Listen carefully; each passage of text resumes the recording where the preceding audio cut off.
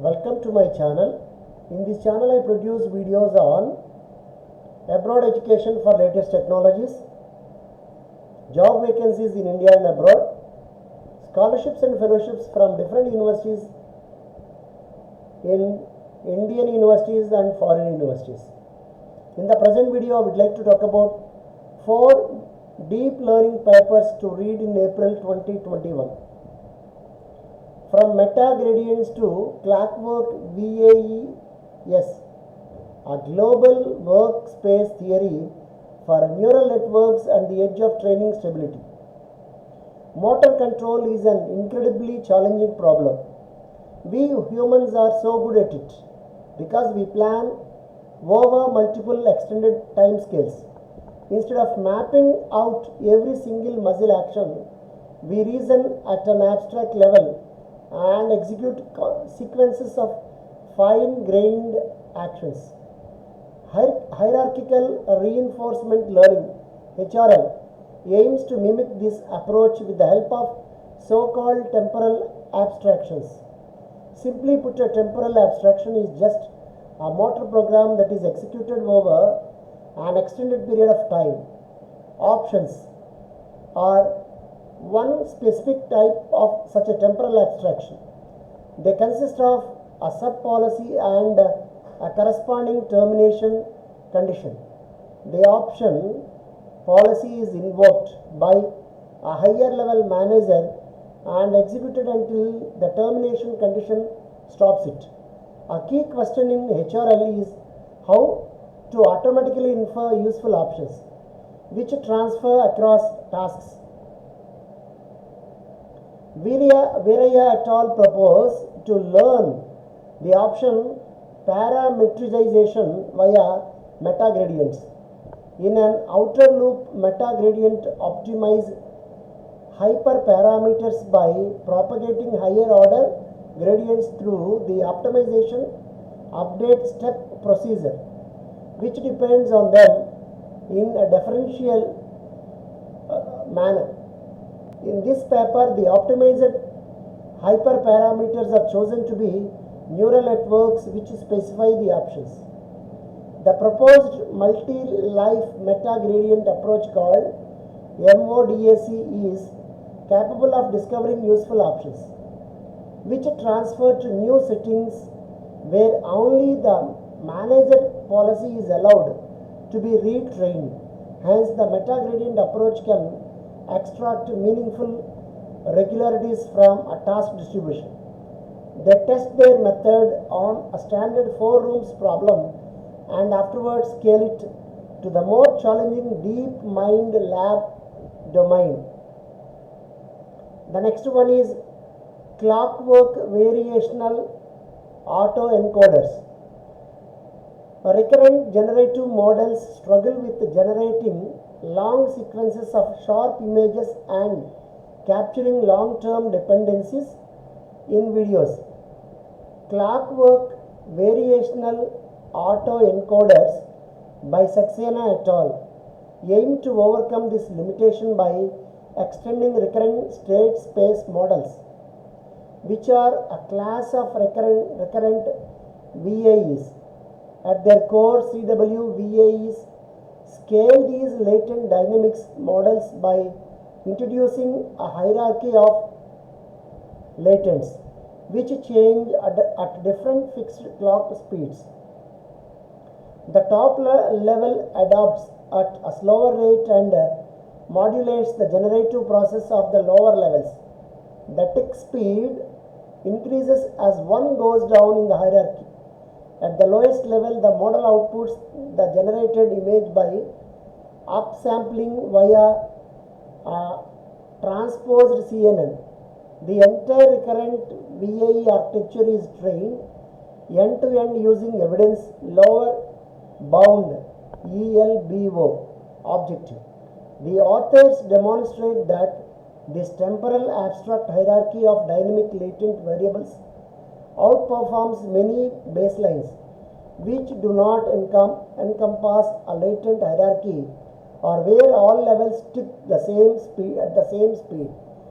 I especially enjoyed the cool ablation study that aim to extract the content information stored at the different levels. By cutting off the input signal from flowing into the top level, the authors are able to demonstrate that the top level provides global unspecific information to the lower levels. Finally, they also show that the latent dynamics are able to adapt to the speed of preconditioned sequence input. High frequency sequences lead to more information being captured by the fast low level latent variables. In summary, a hierarchy over mechanisms which act on different time scales is not only highly useful for reinforcement learning but also generative modeling. The next one is coordinating among neural modules through a shared global workspace. Goel et al. One of the most prominent theories of consciousness is the global workspace theory. It proposes a simple cognitive architecture in which processed sensory percepts are projected to a shared workspace, also known as blackboard. The information coming from different sources is selectively returned to this workspace and subconsciously processed. This processing stage integrates different modalities and discards irrelevant features. Afterwards, the transformed information is broadcasted to other brain regions associated with conscious processes. Goel et al. Take inspiration from this neuroscience theory of high-level consciousness and outline a computational framework for combining a workspace with attention mechanism in order to facilitate coordination among learned neural modules. More specifically, the authors propose a low-dimensional bottleneck to facilitate synchronization of specialist models. Different neural networks have to compete for writing to the bottlenecked workspace. Afterwards, one updates the outgoing representations based on a soft or hard attention mechanism.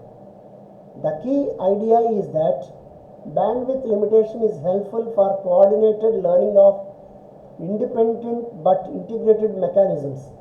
Using an exhaustive set of experiments, the authors show that the proposed mechanism facilitates specialization among the modules and helps in stabilizing their end-to-end training.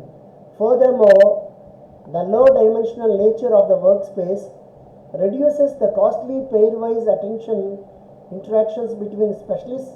Hence, it may not only be beneficial for training but also for inference. The next one is gradient descent on neural networks typically occur at the edge of stability. Authors Cohen et al.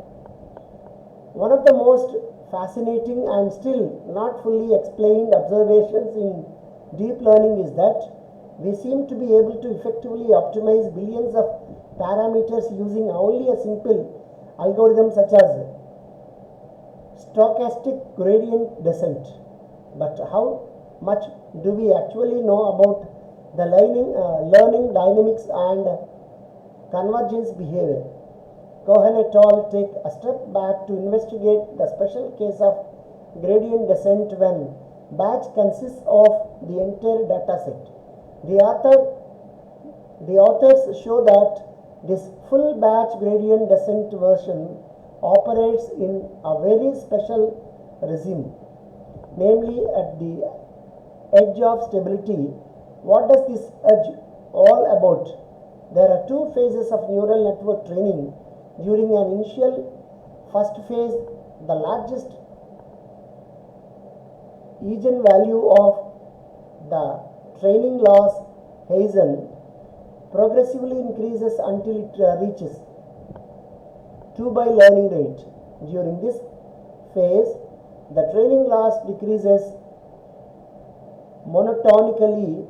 Once this eigenvalue reaches 2 by learning rate The edge of stability is reached. Afterwards, gradient descent restrains the sharpness from further growing. Instead, it hovers just above 2 by learning rate threshold. On a short time scale, the training loss no longer behaves monotonic but fluctuates. But on a longer time scale, gradient descent still manages to decrease the loss. The authors verify this empirical observation across multiple tasks and different architectures, including standard CNNs and transformers. The resulting findings question many aspects of conventional optimization wisdom. Regarding gradient descent, how does gradient descent restrain the sharpness from continued growth? What does this mean for learning rate schedules? Do we really need to anneal them over time? Good scientific work opens up a lot of interesting future research questions, and this work definitely falls under this umbrella. I hope this video is informative. If you find so, you can like, subscribe and share the video among your friends and other learners in deep learning. Please don't forget to press the bell icon for the latest updates. Thank you very much for watching my video. Wish you all the success. May God bless you.